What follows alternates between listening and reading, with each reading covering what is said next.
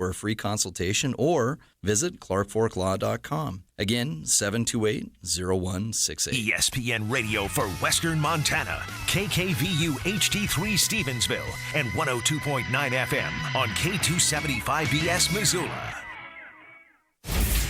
ESPN Missoula Sports Center.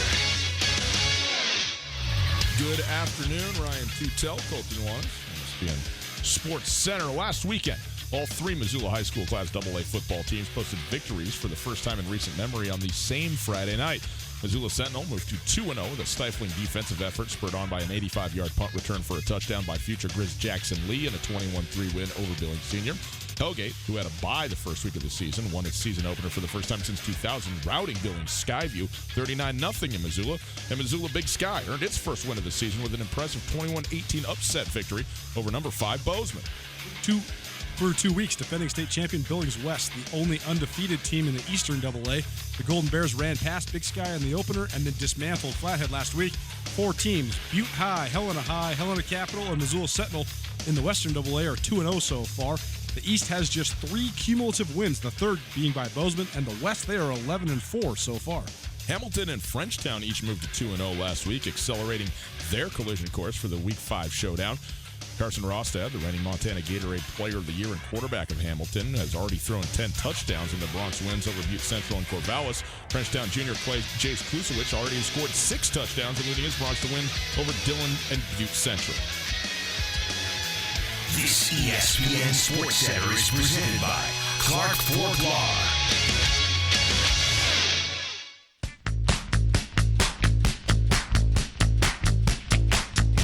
Hey guys, we had Eric on the line. He called about the betting line too, so we may want to talk about that afterward.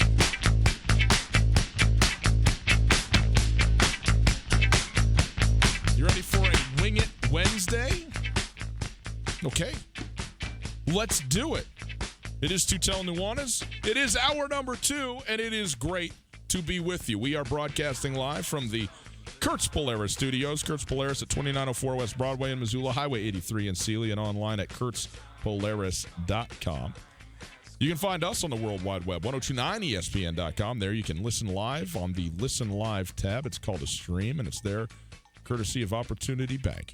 Your local bank, your opportunity. If you want to call, 329-1899 is the phone number. All guests join us via the Rankage Brothers RV phone line. And if you missed anything in the first hour of the show, listen on the podcast. The podcast is available on the TuneIn Radio network, on TuneIn Radio app, on Spotify, on our website, and really anywhere that you get your podcast. That's right. It's the Tutel Nuanez podcast. It is there for you. We are there for you. It is there thanks to the Wingate by Wyndham Hotel. We go to the phones. And we welcome in Eric to the show. Eric, how are you? I hear something, but I don't know that I hear Eric. Do we have Eric there? No. Maybe he'll come back to us, Coulter. What do you think? Think we're going to get a guy? Hope so. Yeah, some good questions. What are your questions about, Questions Coulter? about Grizz receivers.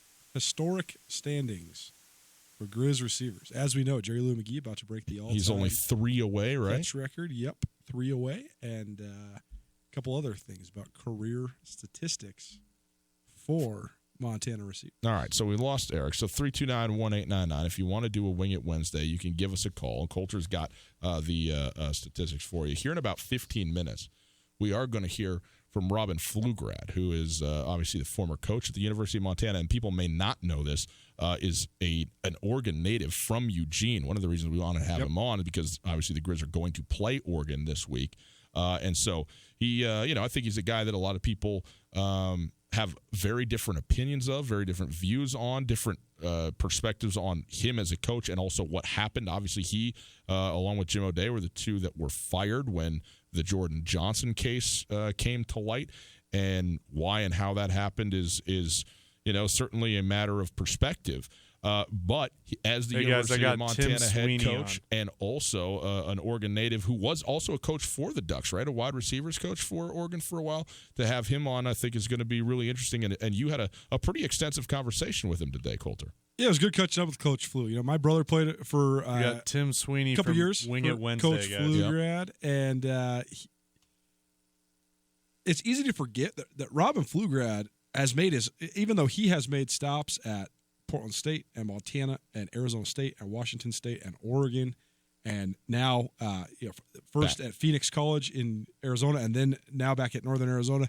He spent the majority of his career in Montana. He was on Don Reed's first staff. He was on Don Reed's staff for 10 full years. Right. And then he ended up going to Arizona State in 95, right before Montana won the national championship. So he did not get to be a part of that, get in the ring.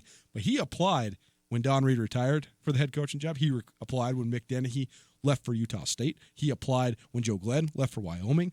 And he just lost out on those each time. But then he came back to Montana in 2009 to serve on Bobby Hauck's staff. And you'll hear in the interview, but he said, pretty good situation to inherit Mark Mariani. and Right. then he becomes the head coach at long last. And I think that there might be some differing opinions, but I think that Robin Pflugrad is by and large beloved in Missoula because he had spent so much time here. His kids were born here. And he's just such a good guy. You can have whatever differing opinion you want on his head coaching prowess or lack thereof. I mean, the 2011 Grizz, they caught fire like no Grizz team this decade, and they were at 1.3-3, and they won 8 straight games, went all the way to semifinals, and they lost by a field goal to the eventual national runner-up in Sam Houston State. That was a dynamic, dynamite team. So I think that Coach Pflugrad is remembered pretty well around Missoula, and it was great talking to him because I haven't talked to him in probably half a dozen years, and it was good catching up. Well, you'll hear that interview coming up here in about 10 minutes or so. But it is now time for Wing It Wednesday. Let's try it again. This time, Tim on the line. Tim, how are you? Can you hear me? Yeah, Hey, there we he go. is. How you doing, Tim? Good to have you on here. Thanks for being with us. Are you around Western Montana today, cruising around? Where are you at? I'm at home in my office. Okay, very good. Glad to hear that, Tim. We got 3 questions for you. They're from Coulter. They are about all-time receiving leaders in the history of the University of Montana Grizzlies because, well, Jerry Louis McGee he already is one, but he's about to become the all-time receptions leader in Grizz history with just 3 more. And so he will set the mark presumably here soon, perhaps even Saturday. So we got 3 questions for you on that. If you get 2 of them right, you got yourself a basket of wings to the Desperado. If you get all 3, you're going to get a shirt to go along with it. And if you need help us all. I'm your lifeline on this one. I'm sorry in advance, okay? I'm sorry in advance on this one, Tim. You all right? I am. Here we go. Boy, some chicken wings would really hit the spot. Tummy likey. Tummy want wingy. All right, Coulter, here we go. Questions for Tim, all-timers. All right, Tim. Number 1, on that note, Jerry Louis McGee. He's got 190 catches in his career, 3 away from the all-time record. If and when he breaks that all-time record, whose record will he break? Who is the all-time receptions leader in the history of the Montana Grizzly football program? Raul Pachenko. Money. I mean, mark it. Gotta love it. Just mark it. Raul Pacheco was awesome. Montana used to have this great pipeline from Hawaii, of all places, because of Tim Lee, the former offensive coordinator, and Raul Pacheco, Brian Ayat. Some of the great offensive standouts in the history of Montana football were from Hawaii. Raul Pacheco was great. He was on that 95 national championship team and an excellent, excellent player. All right, Tim, you're 1 for 1, so you just need 1 more to get the wings, 2 more to get the wings and the shirt. You still got your lifeline. So number 2, who is the all-time leader in receiving yards in the University of Montana football history? Jamal Jones. You're on it, Tim. I love it. Jamal Jones broke Mark Mariani's record by 2 yards. Yeah. And didn't they do a thing where it was like at the end of the year, he was maybe 4 yards short, and they reviewed all the plays for the official stats at the end of the year, and what was a lateral became a forward pass, thus getting him 6 extra yards and then breaking the record, something like that? It was something along those lines, yes. And I know my guy, Mark, who was a good buddy of mine at college, he was a little salty on. Well, losing one would think. listen to his record, but he was very complimentary to Jamal Jones because Jamal Jones is a great player, great receiver, great player as well. But no, definitely, I think there was a little bit of a revising that went into that. But Tim, congratulations, you got yourself some wings already. You still Excellent work. Still got a Tim. lifeline, Yes. and now you got one more. Who's the all-time leader in receiving touchdowns in the University of Montana football history? Oh. Brian, can you help me? Well, probably not, Tim. But let's walk through this. I mean, Mark Mariani would be somewhere on this list, I would think. I guess it's probably not either of the two other guys, because if it was, I mean, Coulter's not going to double up. You know, that's what I think. I'm just going to go in. I know this one is wrong, but he's a buddy of mine, so I'm just going to go Scott Guernsey. There you go, Gurns. Gurns is actually up there. He's up there. Absolutely, he is up there. It's not Scott Guernsey. It is Mark Mariani. Is it Mark? Okay. It is Mark. Well, here's the good news. Tim. You didn't need a shirt. You got shirts. I've seen your closet, man. It's loaded up. Don't ask me why I've seen it, but I've seen it, okay? So you got wings. That's what you came for from the Desperado. They are the best wings, Coulter. And I had some just this afternoon. They're still good. We can tell you firsthand they're still the best in town. Go down there and enjoy. Give your information to the guys in the back, and we'll get you set up with all those. All right, Tim? All right, thanks. You bet. There you go, Tim. How many touchdowns for Mark Mariani? 29, which is actually a lower number than you maybe would expect for a all-time program leader. But the thing that's perception and reality are so interesting, right? Yes, I think very interesting. Montana is so. I think Montana is pinned so often as a rough and tumble defensive-minded school, because that's what they were with Joe Glenn and Bobby Houck for a sustained duration, a full decade. But Montana, I mean, the Don Reed into Mick Dennehy teams, they were the run and shoot all day. I mean, these guys were running the spread before the spread was cool. These guys were, I mean, the concept of using your inside receivers as an extension of your run game, it was pioneered by Mouse Davis and Hal Mummy at Portland State, but then proliferated with Don Reed taking that concept and running with it at the University of Montana. And you look at some of the all-time great receivers, but we were talking about offenses that try to spread the ball around. Those Don Reed offenses spread the ball around better than anybody. You'd look at a box score, you'd have Matt Wells and Scott Guernsey and Raul Pacheco and all those guys, 8-9 catches each, because they ran so many screens, so many inside slants. Just get the ball out and go. Throw the ball 55, 60 times a game and just get after people. And it's also interesting during the Joe Glenn / Bobby Houck era, there was a ton of talented receivers at Montana, even if they weren't throwing the ball all over the yard. And so many guys had to split time.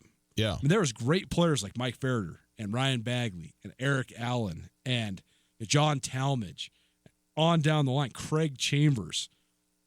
None of them got to be a feature receiver, because that was the brilliance of the Grizz, was just playing 6-7 guys all the time. Maybe this Saturday's your turn to shine. This Saturday's your turn to shine. That's why the rise of Mark Mariani was so special, because he was the one guy in that 10-year span that differentiated himself and was able to rise to the absolute top and become the premier guy, the guy that was getting 80 catches, the guy who was catching 13, 14 touchdowns in a year. So many of those other guys, I mean, I've talked with Ryan Bagley. He's a good buddy of mine. His dad played at Montana State, and he said after his recruiting visit at MSU, when Mike Kramer was the head coach, he was set. He was going to be a Cat. He said Bobby Houck came to his house, said, "No, you are not. You are going to be a Montana Grizzly." But Bagley always talks, he does no regrets. I mean, he played on dominant teams, and he's got a fistful of rings from his time with Montana. But like he used to say, well, what if I would have gone and played in Montana State's West Coast offense with Travis Lulay throwing the ball all over the place? I would have caught 300 passes instead of, I mean, he still had 150 catches. Sure. But he would have caught 80 passes a year for 4 years in a row if he would have been playing at Montana State. It's an interesting deal, but those guys, they all had to share reps. But I was thinking, I think you could pretty easily make a Mount Rushmore of running backs at Montana, starting with Lex Hilliard, Chase Reynolds, and probably Justin Green. Yeah. You'd have a lot harder time making a Mount Rushmore of receivers. Yes. From all those guys we just named, and we didn't even name guys like Jimmy Ferris. I mean, there's been so many Jefferson Heidelberger, Levander Seegers, and then the guys from the modern era, Ellis Henderson, Jamal Jones, on down the line, and all the guys that are here now. I was just going to say, there's a couple guys on the team today that might be on that Jerry mountain. Louis McGee is knocking on the door. Sammy Kim's got a chance. No doubt. There's been a ton of talented receivers at the University of Montana. We'll take a quick break. We'll come back. Our Opportunity Bank Coach's Corner with Robin Pflugrad next.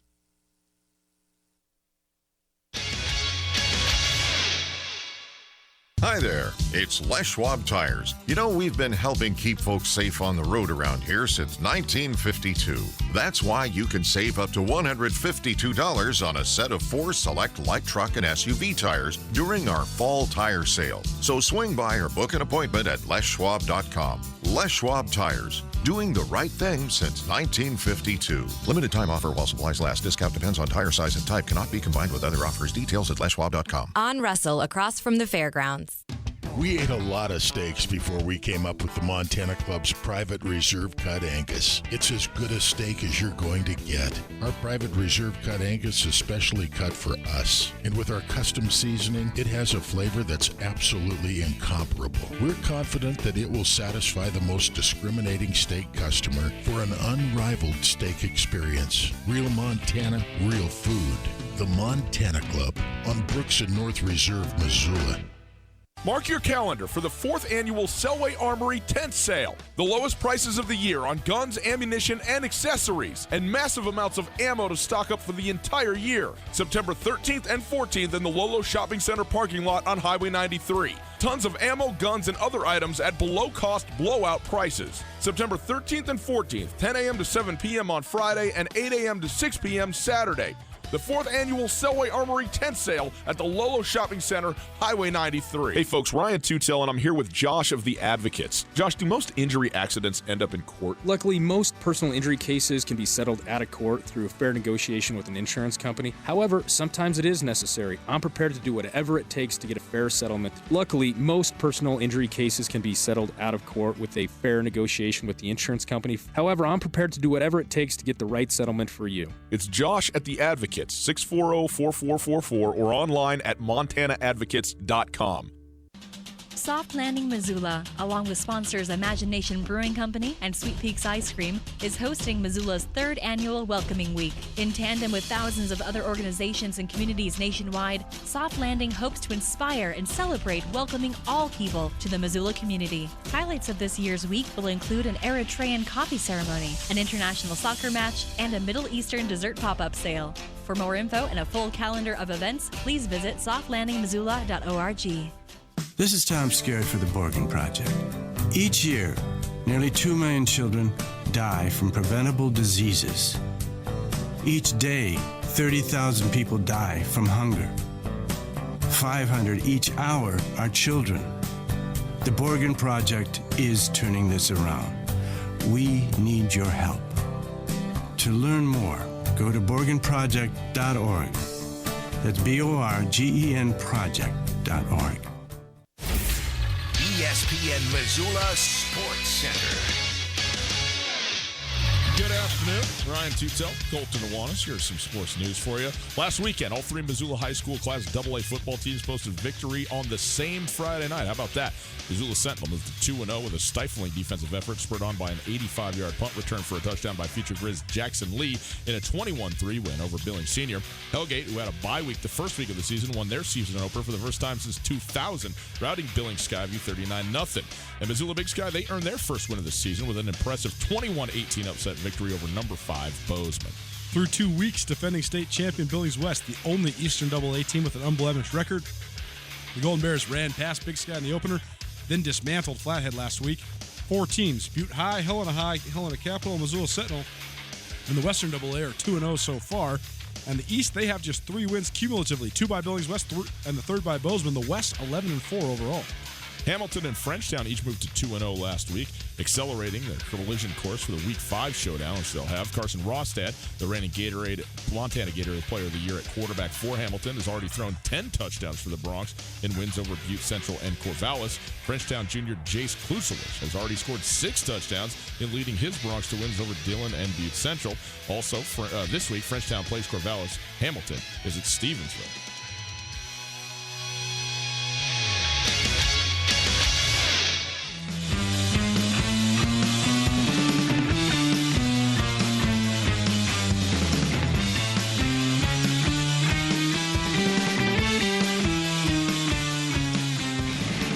talk to a coach. This one pretty well known. State of Montana, Robin Pflugrad. It is Tutel and Nuanez, 102.9 ESPN Radio. Broadcasting live from the Kurtz Polaris studios. Kurtz Polaris at 2904 West Broadway in Missoula, Highway 83 in Sealy, and online at kurtzpolaris.com. It is time for our Opportunity Bank Coaches Corner. Opportunity Bank, your local bank, your opportunity. And Coulter, you caught up with Robin Pflugrad earlier today. Obviously a former Montana coach and, maybe not as many people know, also a former Oregon football coach from 2006 to 2008. He was the wide receivers coach for the Oregon Ducks. He is a Eugene, Oregon native, so from that part of the world. Bounced around all over the place for quite a while, then was out of coaching after his time at Montana, and is now back in, this time at Northern Arizona, where he is the assistant or associate head coach with Chris Ball, so helping out that. And his son also on the staff there, which you'll hear about as well. But kind of coming full circle a little bit for Robin Pflugrad. And now with the Grizz Oregon game looming, who better to talk to than a guy who's been both places, right? And he had a brief stop coaching at a junior college in Phoenix, and I thought that was an interesting dynamic to the resurrection of his career as well, because junior colleges are in a state of flux right now. Right. On one hand, junior college football is getting more exposure than it ever has because of Last Chance U. I think that people that have been in the media industry for a long time have always found junior college football fascinating because you have so many different types of guys. You have guys that aren't ready to play D1 football yet physically, or you have guys that are completely ready to play D1 physically, but they're not ready academically or socially. Or you have guys that come from terrible backgrounds, or guys that got in trouble when they're in high school and it's just a mistake and they need to get back on track. Those are the sort of things that we live for, those sort of stories of redemption. That's what makes sports cool, is the opportunity to maybe remedy yourself or better yourself. And so Coach Pflugrad got to experience that as well. But it's an interesting dynamic on the staff because Chris Ball and Robin Pflugrad coached together at Washington State back when the Cougs went to the Rose Bowl, 2002 season, the 2003 Rose Bowl. So that was their initial connection. And I'm sure it's also a surreal experience to have to be coaching on a staff where your son is your boss. Right. Robin Pflugrad's the assistant head coach, but he's the tight ends coach. So in the offensive meetings, Aaron Pflugrad is the one running the show. So it was good to catch up with Coach Pflugrad and just the journey he has been on over the last 6 or 7 years since leaving Montana. There you go. Opportunity Bank Coach's Corner. Colton Nuanez with Robin Pflugrad. We go now to the Rangich Brothers RV Hotline. Welcome in Robin Pflugrad, former head coach at the University of Montana, assistant coach at Oregon, and now the assistant head coach and tight ends coach on Chris Ball's staff at Northern Arizona. Robin, thanks so much for being with us. Welcome back to being on the airwaves in Missoula. Oh, you're welcome. Love it, yeah. Well, tell us, first of all, about getting back working, coaching college football at the Division I level at Northern Arizona. What was the path like to get back to NAU, and what do you think of just your time in Flagstaff so far? Well, I tell you, the path after the Montana days, there was some, very unique challenges, some things that you go through. And, boy, when you're throwing adversity, you always talk to your players about it. Every day you're going to have some, and how do you respond to it? And so that was a challenge for quite a while, and finally got some employment down at Weber State. And honestly, we weren't very good. And, they took care of that too. So I ended up down at Phoenix College, junior college in the city of Phoenix. And, you just wear a lot of hats at that level. And it was actually quite rewarding. We inherited an 0-54 team, and we actually won 5 games. And, talk of accomplishments, I don't know if there's been any better in my career, I would say. And then I was able to, hook back up with Coach Sowers, and then was able to stay on here with Coach Ball. Coach Ball and I were together at Washington State, and we actually won the league and went to the Rose Bowl together a few years back. So, you are hired by a guy you really trust and believe in, and it's really been a neat experience.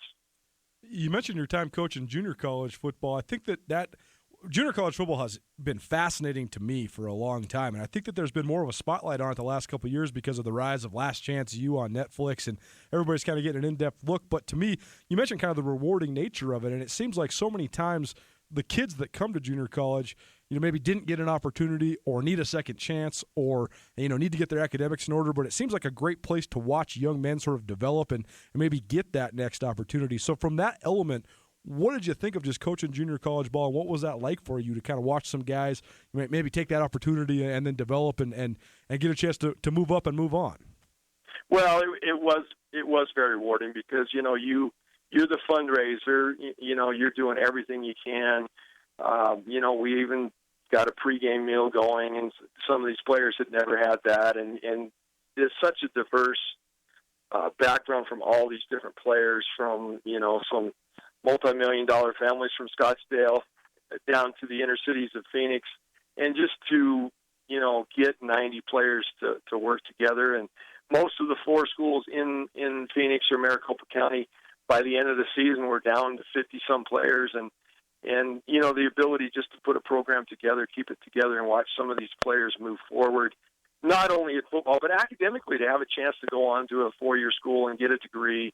I think that's been the most rewarding part of it. And I had a player named Damon Sheehy who just got cut by the Cleveland Browns. He was basically a walk-on for us, and found his way into camp, and unfortunately got cut. But just those rewards to be around those types of players, and a lot of them are not. Some of them are not gifted academically, so you're spending a lot of time trying to teach them how to study and get them the resources they need to be able to move on and become productive citizens and hopefully great husbands and fathers.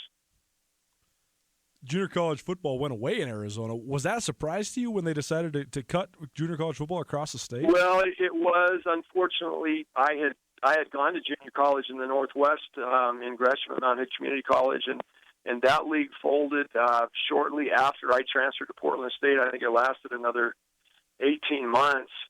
So we really, our blueprint was never to have a drop because some of us had been through that. And, Yakima had a team, Treasure Valley in Ontario, Oregon, and Tri-Cities and Spokane Falls. And, it was a great league, and Walla Walla held out for a while. And we even took some Walla Walla players when I was at Montana the first time, and they had great careers as Grizzlies, but I just didn't want that to happen again. And so we did a lot of fundraising, and we actually had enough money in the bank to last 2 more seasons without borrowing from anybody. We'd done an outstanding job, raising money.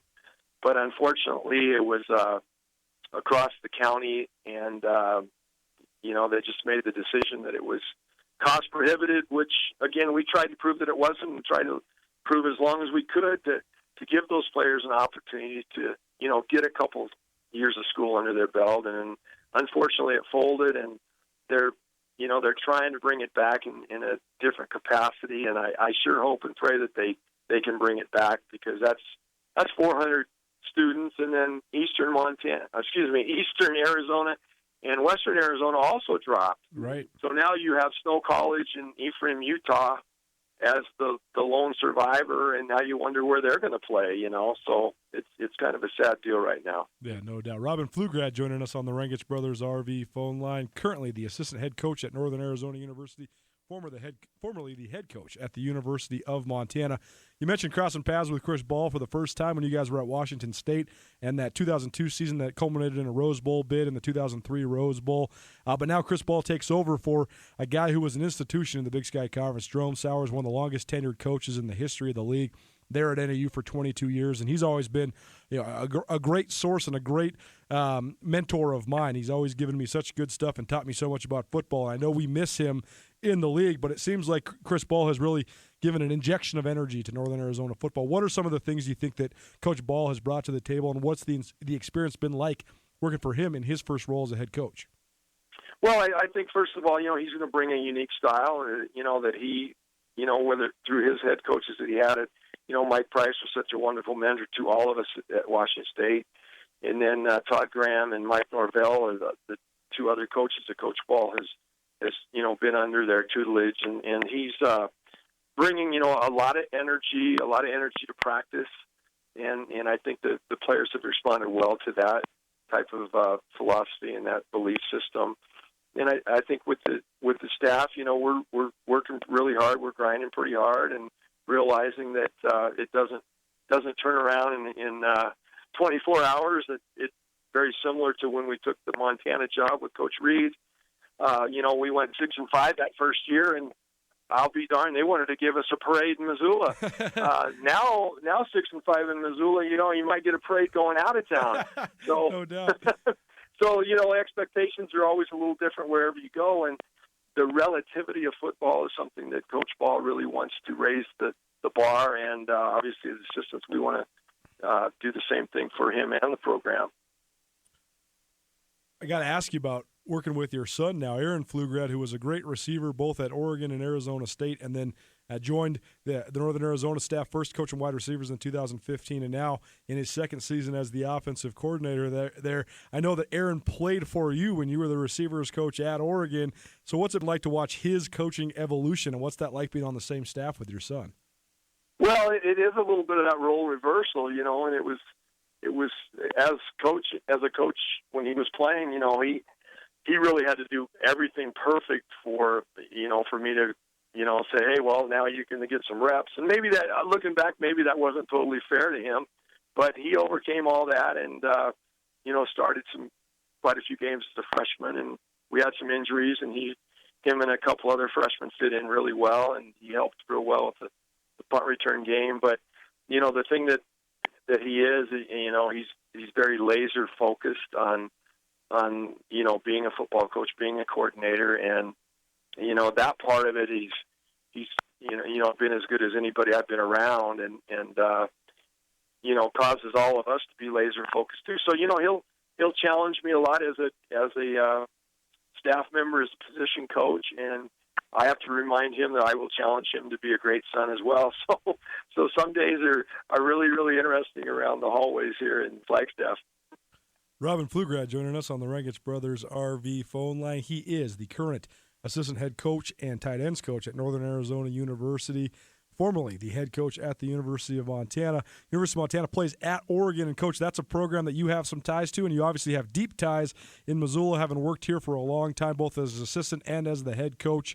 So, first of all, tell us about your time at Oregon, because it seems as if Oregon has, they've been such a solid program for so long, but the last 10 years, they've really kicked this thing into overdrive and become consistently nationally elite, both on the recruiting stage and just competitively in the Pac-12 and on the national scene.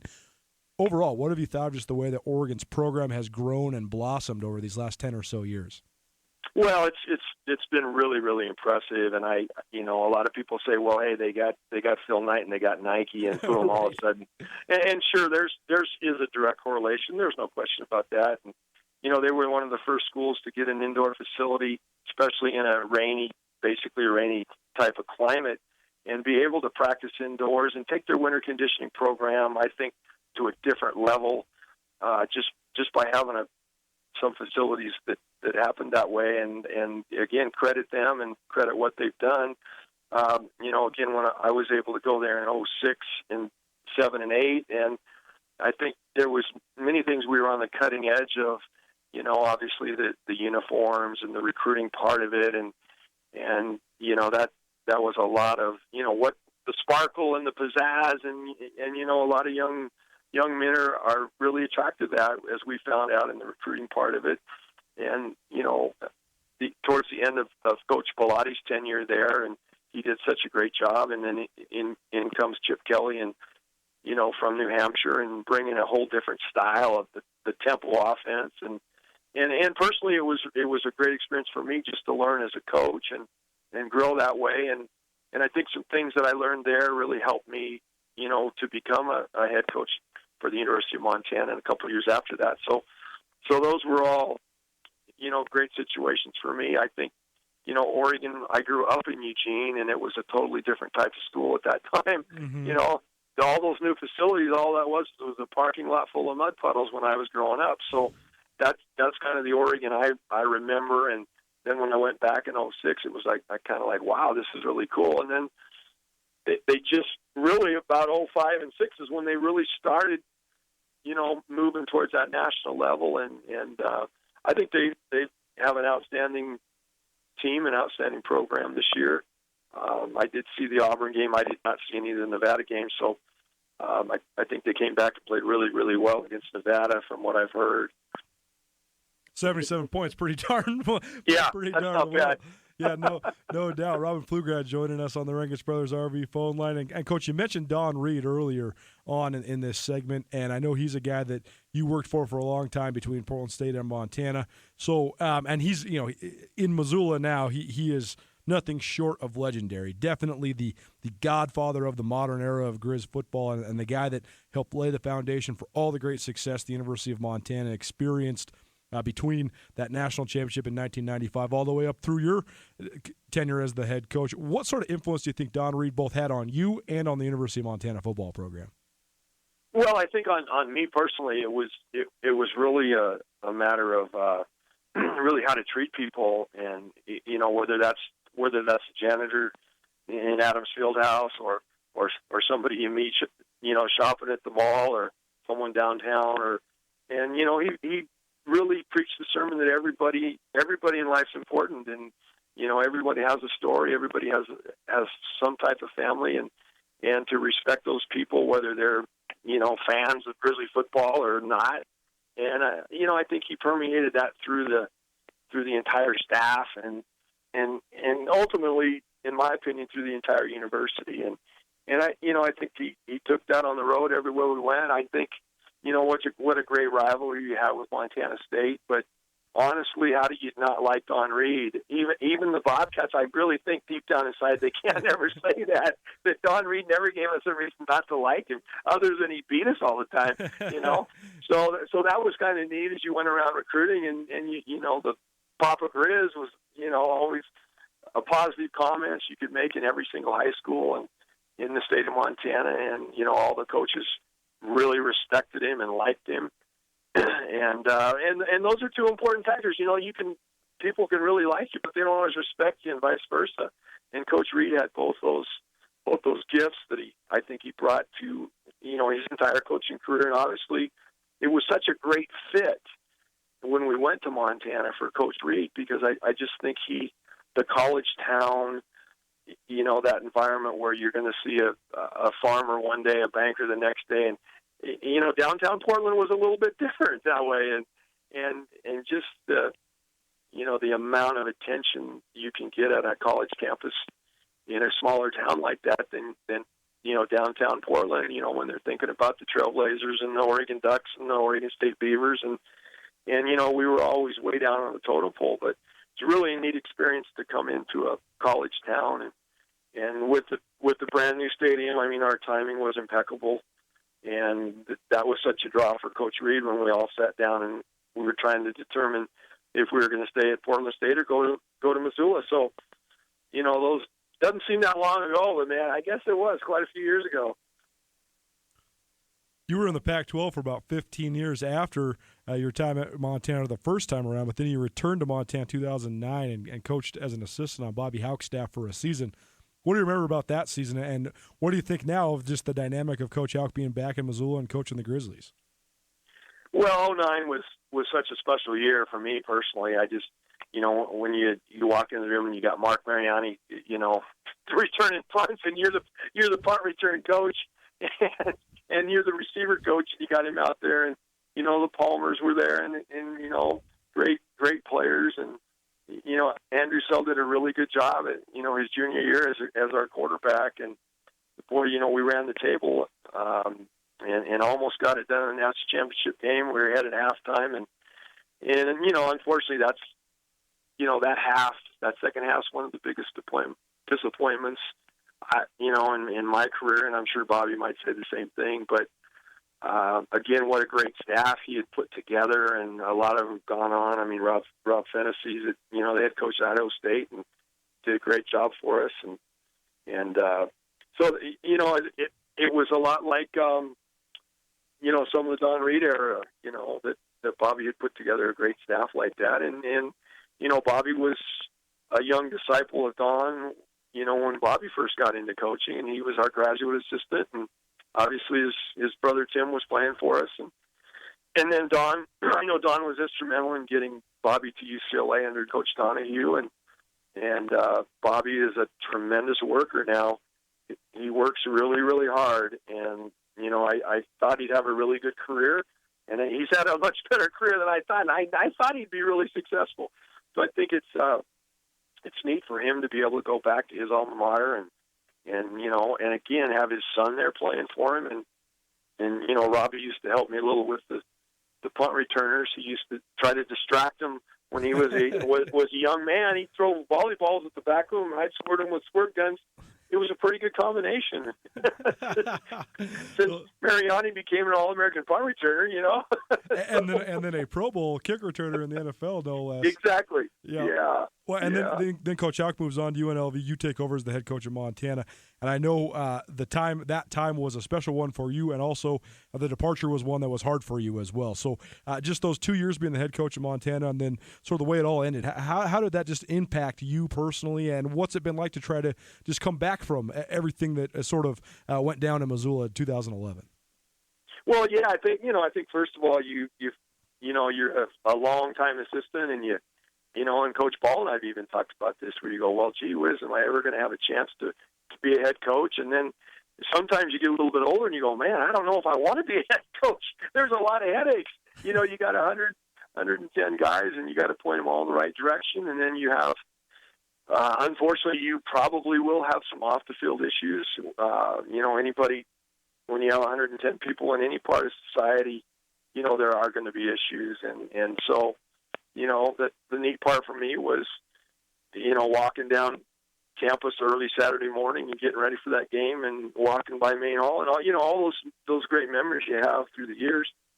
And then, obviously, the departure, was somewhat shocking. And I think some of what went down, some of history has shown that Jim O'Day and I might have done a lot of the right things. Yep. So again, adversity hits, and you fight through it, and then you look, you can hang your head high and say, well, you know what? We had a lot of young men that became very productive citizens, and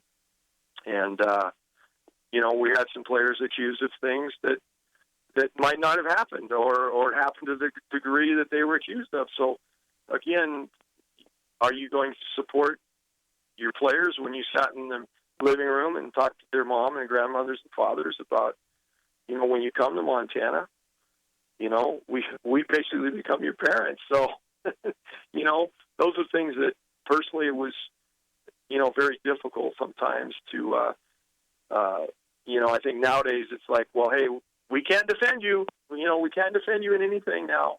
And to me, that's really tough on a family. You let your son go away to Flagstaff or Missoula, and boy, you want him to be supportive of that coaching staff. So some of those things were very trying, and moving forward was difficult.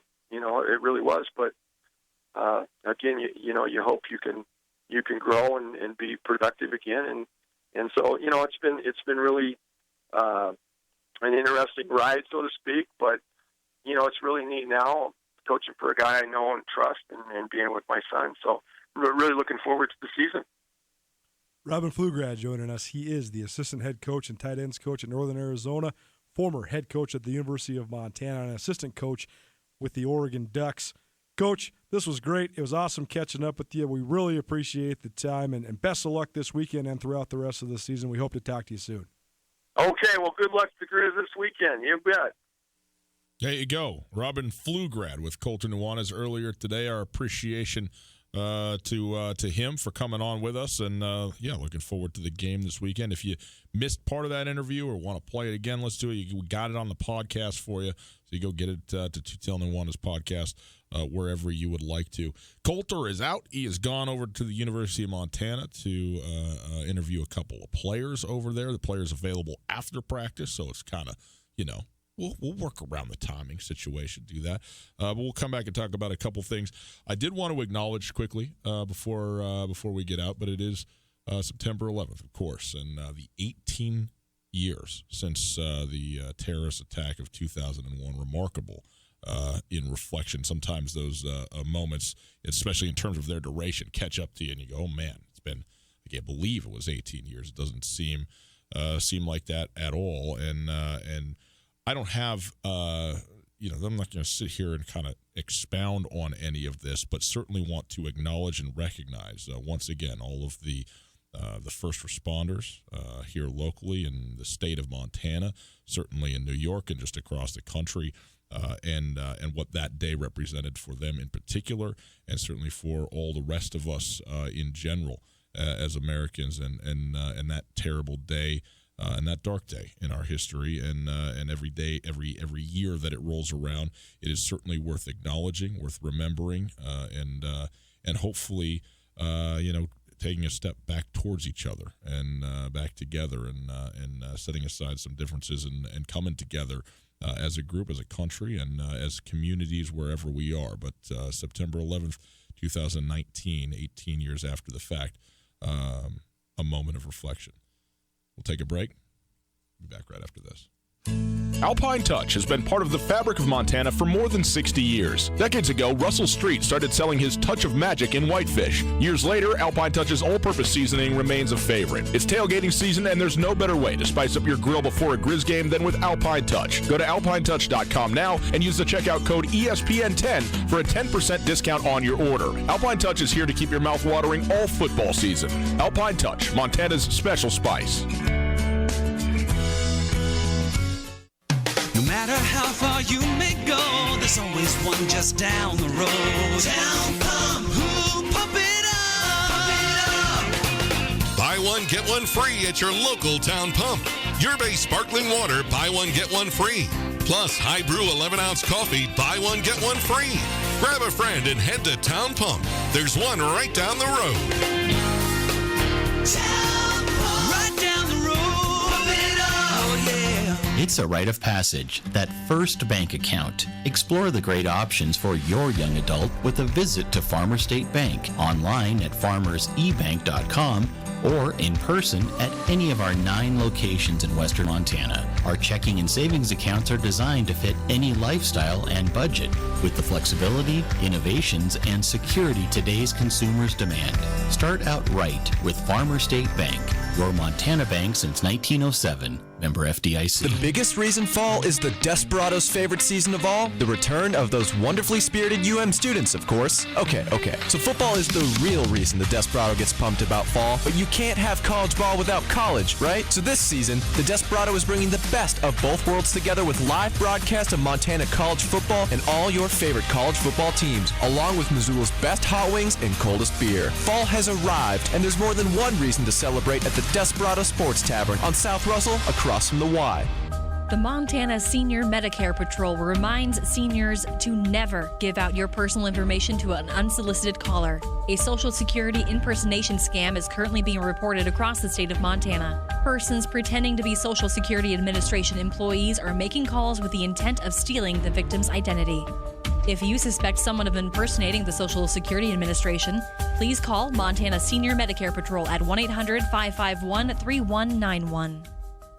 During International Suicide Prevention Week, September 8th through 15th, River Pines Horse Sanctuary invites the public to Horses for Hope, emotional strength training as a suicide prevention strategy, a well-being journey through the way of the horse. This workshop is an opportunity to learn important suicide prevention concepts through horse grooming, an activity that is known to boost oxytocin levels in the brain, lowering blood pressure, and fostering social connection responses. A limited number of appointments are available. Call 406-304-6433 to schedule yours today. Tutel and Nuanez on 102.9 ESPN Radio for Missoula. Now they always say congratulations. Work so hard, forgot how to vacation. They ain't never had the dedication. People hating, say we changing, look, we made it. Yeah, we made it. That was never fun. Team USA out of the FIBA World Cup in the quarterfinals, losing to France 89-79. What does it mean? Well, not too much as far as I'm concerned, but I'm just one man. It is Tutel Nuanez. We are broadcasting live from the Kurtz Polaris studios. Kurtz Polaris is at 2904 West Broadway in Missoula, Highway 83 in Sealy, online at kurtzpolaris.com. If you missed anything in the show, including Coulter's interview with Robin Pflugrad. You can listen to it on the podcast. The podcast available on the TuneIn Radio app, iTunes, Spotify, wherever you get your podcasts. You can get the Tutel Nuanez podcast.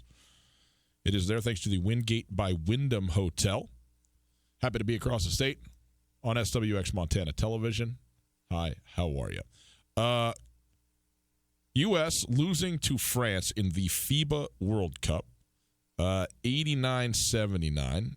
Once you get to the tournament portion of this FIBA World Cup, it is a single elimination. So the United States is out, and they do not even so much as medal, as it were. And a lot of, NBA fans around the country very upset for various reasons. The United States, not putting its best foot forward on the basketball floor. Heard some, pretty negative reactions. People upset about the guys who were not on this basketball team. Coach Popovich, who they certainly didn't short the coach of the team, getting the best in the business to go there with the team, did say afterwards, quote, "I think it's a disrespectful notion to even bring something like the stars who withdrew up. That's disrespectful to France and to whoever else is in this tournament. France beat us. It doesn't matter who was on the team," end quote. And I understand his perspective on that. With, you're there, you got the guys that you got. The guys who didn't want to play didn't play. Obviously, many of those guys are the best players that the United States has to offer. Damian Lillard, Anthony Davis, LeBron James, among others, many others. But nonetheless, people upset with those guys for not playing, I don't understand. I mean, the FIBA World Cup is, okay. It's a thing. It happens. It's an international competition. You can go play in it if you want. But for young players in the NBA, and this was a team that was full of quite a few young players, Donovan Mitchell was outstanding, by the way, 29 points in this basketball game. Chris Middleton, others. It's great experience, some camaraderie, some coaching from a guy that you don't play for, and Greg Popovich. You get to represent the country and so forth, and I'm sure it's disappointing to them, maybe slightly embarrassing to them if they weren't able to, go out there and win this thing. Obviously, a loss earlier in the tournament and so forth. But if you are an NBA player of a certain, first of all, level, and also of a certain experience level, like a level as a player in terms of your quality and also the number of years you've been doing it, this is just more wear on the tires to go and participate in this thing. And, I'm sure it'd be fun, sure it'd be enjoyable, but also, you don't need to be playing. In fact, it would probably behoove you to not play when it comes to your profession in the NBA. And let's be honest, the FIBA World Cup is a secondary tournament at most internationally. Obviously the Olympics is number one. And, this may set some things in motion headed into the Olympics next year. But for this particular tournament, people who are so upset that the United States didn't win this or isn't going to win this thing, I don't know. Okay, everybody knows that the best American players weren't necessarily there. The guys that were there played well at times, didn't play well at other times. And by the way, how good is France? Rudy Gobert is the best player on the floor. He's playing for France. There's nobody on Team USA that could deal with him this morning. And so credit to him, and credit to that French team that handled the United States, particularly in the fourth quarter, outscored the U.S. 26-13. The U.S. had actually a 3-point lead headed into the fourth quarter and lost it and is now out of the tournament. It is a long win streak that has snapped for Team USA, but nonetheless, I don't have any problem with any player not wanting to go play in this tournament. I don't think it's soft. I don't think it's lame. I don't think it's disrespectful. I don't think it's any of that stuff. I think, you have to make the decision that's best for you. This is an extracurricular activity, and it would be a fun one. It could be one that also could, be meaningful to you in terms of representing the United States. But by the way, many of the guys who chose not to already have done that.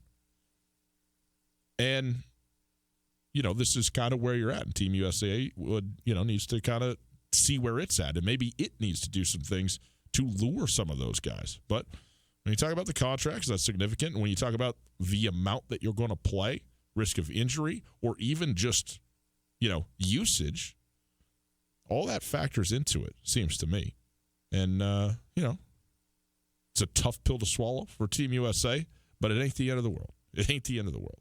Stu Nuanez, 102.9 ESPN Radio. Hey, tomorrow, come on down to the press box. We are going to be giving away our last pair of tickets for the Grizzly Oregon Duck football game. We have the tickets in hand.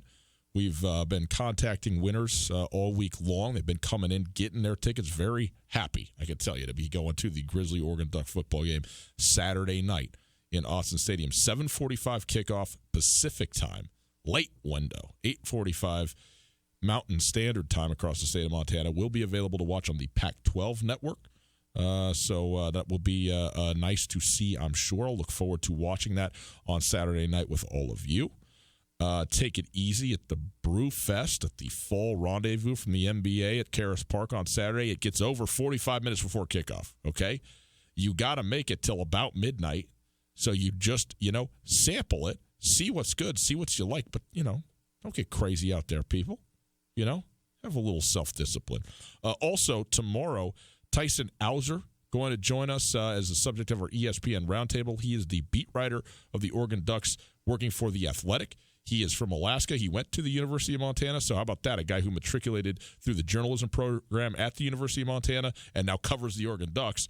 Probably a pretty good guy to have there. That aired today at noon. But if you missed it, or if you want to hear it again, we'll have it for you at 5 o'clock tomorrow on the show as part of our ongoing ESPN Roundtable series. So come on down to the press box tomorrow all afternoon. We'll have giveaways for you, swag to give away, and again, we will pull that last name out for tickets to go to the Grizzly Oregon Duck football game. Along those lines, the Grizzlies, again, 36.5-point underdogs in this football game on Saturday. I'm excited about this game. I always think it's fun to step up occasionally. It's not something that I think if you're Montana or Montana State, you want to do every year. But I think once every 2 years, something like that, maybe once every 3, every guy that goes and plays, his career at a school like Montana or Montana State, I think deserves an opportunity to play on the biggest stages that college football has to offer.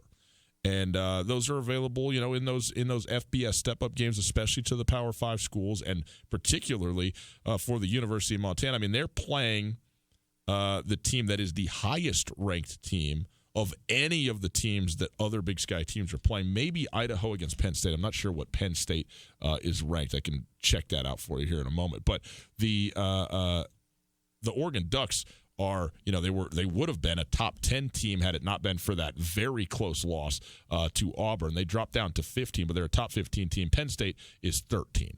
So technically 2 spots higher. But you're talking about, one of the best teams in the country, the highest ranked Pac-12 team outside of Utah, who is at 11 right now. And again, probably the best environment in the Pac-12 to play in terms of the loudness, the craziness of it. Obviously, Oregon State is another state school that has a Pac-12 team, but let's be honest, the disparity between Oregon and Oregon State in football is greater than in any of the, Arizona State, Washington State, any of the Cal schools. I mean, it's just not even close. Oregon is as close to a one-school state on the Power 5 school as you can get while still having 2 schools in your state.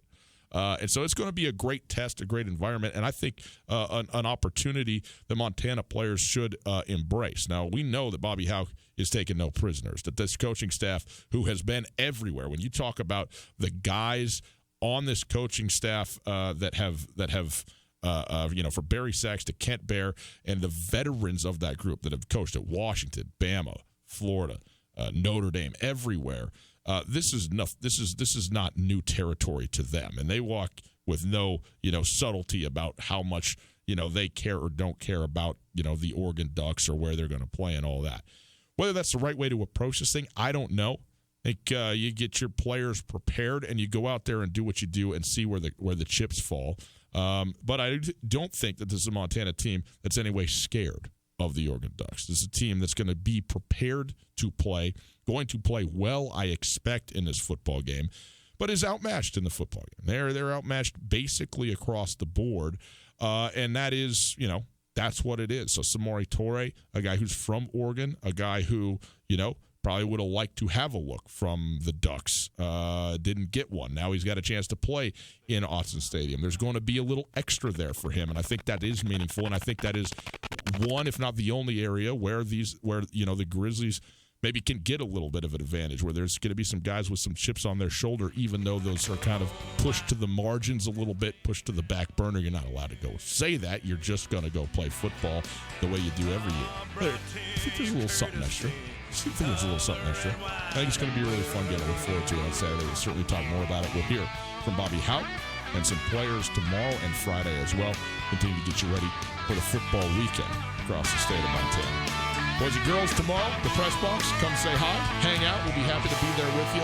Till then, have a wonderful Wednesday evening. 2:01 on ESPN Radio, SWX Montana Television.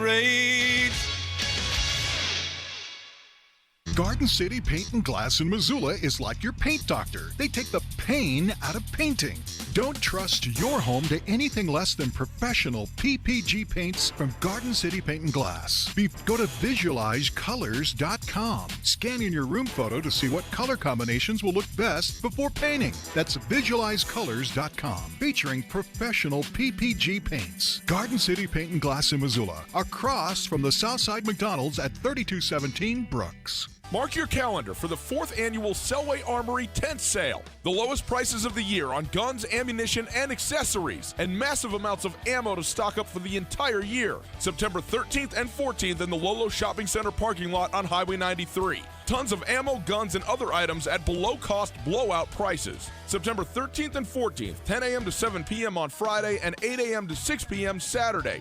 The 4th annual Selway Armory tent sale at the Lolo Shopping Center, Highway 93. This is Mike Nugent with Berkshire Hathaway Home Services. Berkshire Hathaway provides Western Montana with full-time real estate professionals for you whenever you need us. Our reputation as the state's most knowledgeable and available real estate group has helped build unmatched trust in the Garden City and statewide. If you have been thinking of making a real estate move in the short or long term, give me a call. No pressure, no expectations. Just professional opinions and service at whatever pace you are comfortable with. Give me, Mike Nugent, a call today. 531-1802. And remember, every question is good to ask. If you are hurt or disabled, you may be entitled to benefits from an insurance company or Social Security. I'm Chris Helmer, an attorney at Clark Fork Law Offices. Our Missoula firm specializes in worker compensation, personal injury, and Social Security disability. There are many unknowns when injured or disabled. The other side is fighting hard. You should too. Call Clark Fork Law at 728-0168 for a free consultation or visit clarkforklaw.com. Again, 728-0168. Are you interested in putting solar panels on your roof? Do you want the latest on Montana's renewable energy policies? The Montana Renewable Energy Association is a leading voice for renewable energy education and advocacy in Montana. From community-based clean energy events to advocating at the Montana legislature, they work to ensure Montana's future is powered by the sun, wind, and earth. Find out more about MREA and join as a member by visiting montanarenewables.org or calling 406-214-9405.